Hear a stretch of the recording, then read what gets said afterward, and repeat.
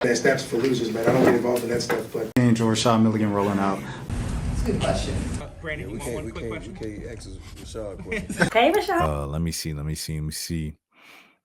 Okay, hey SSB, if this is it for you, because the next one I have is some like a WNBA kind of thing and things like that. So if you out, good night, my brother, Big Nate. Good to have you in here and things of that sort. All right, cool. This was a stud bud, Courtney Williams, man, the stud bud.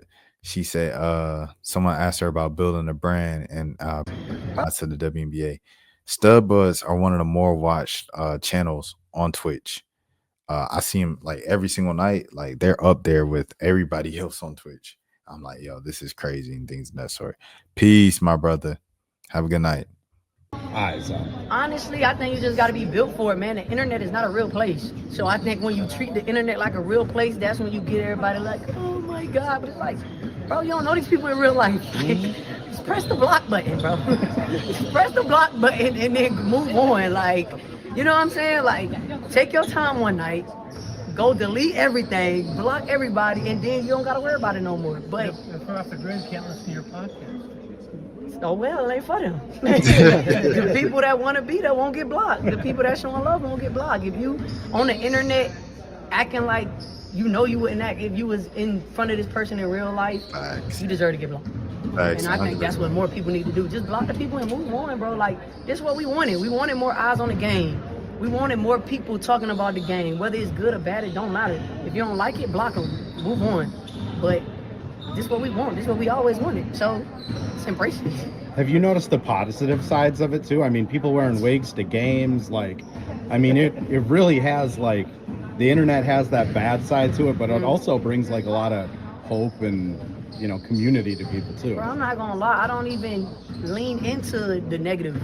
So I literally just block people. Like, I promise you, like, if it seemed mixy to me, I press the block button. Like, I have people be like, why you block? I don't know. You said something that rubbed me wrong. But I always lean into the positive side of the internet and the fans. Like, none of that bothers me, bro, because it's not real. You don't know me in real life, so you can't make me mad.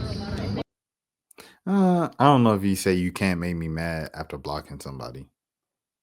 You know what I'm saying? Like that is an action that shows like, you know, social media is farce.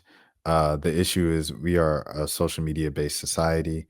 It's not that simple. Yeah, you can't say I'm not bothered, but I block everybody. I don't know if that coincides with each other. I will say this though about people that like I think the way that I deal with a lot of stuff, and it really started with the reactions. This was before I was ever talking about like societal issues and race, white and black people and stuff. And white people will find my stuff and just call me every name out of the book in the comment section. The way that I always have dealt with it is like I do things in a very specific way to me. A lot of things might have seemed unique when I first started doing it and like different to the space because I just have a very unique upbringing. Like I'm from Metro Atlanta. I'm from the South. I'm also from a suburban area in Marietta and stuff like that. So it's like I speak proper, but I use slang and like that confuses people because I'm still from the South. So I use slang, but I speak proper. So a lot of people thought I wasn't being myself. And a lot of people still think that I'm not being myself. And it's like, nah, I use slang, bro. Like that's how I speak. Um, and I make a lot of hip hop and specific rap references in my stuff. It's just like Stuart Scott, like at Sports Center, rest in peace. His soul, God rest his soul, Stuart Scott. But like Stuart Scott would say a lot of stuff that would just go over people's heads during Sports Center broadcasts and things of that sort. And you know what I'm saying? It's just like I accept it very early on. Like the people who didn't get it, people who thought it was too much, people who thought it was overbearing, people who were like, huh? What is he talking about? What is he doing? It's not for them. And everything isn't for everybody. So it's just like if you don't rock with me to the point where you're like, I'm never looking at this channel again, I was never for you, bro. Like, I'm gonna be myself regardless. Like, it's the reason why I go on YouTube, is to be myself. Nate said, I get where she's coming from, but the reality is everyone is different in how they handle social media. 100%. 100%. It's different for everybody of how they handle social media. But I do think it's important to keep the perspective of realizing, like,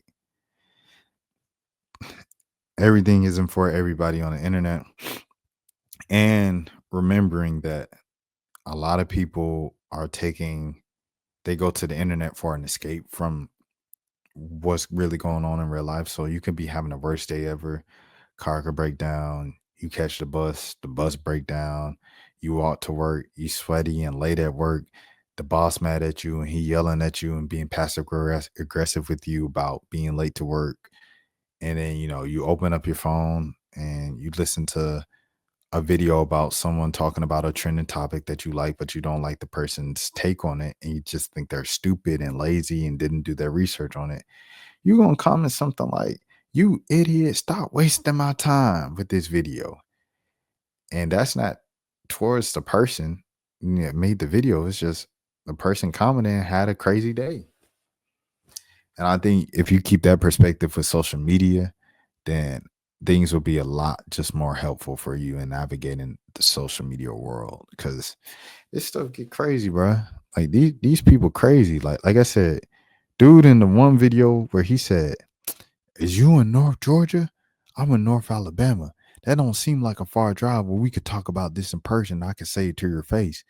Man, you ain't about to hang me. You ain't about to lynch me. Him talking about.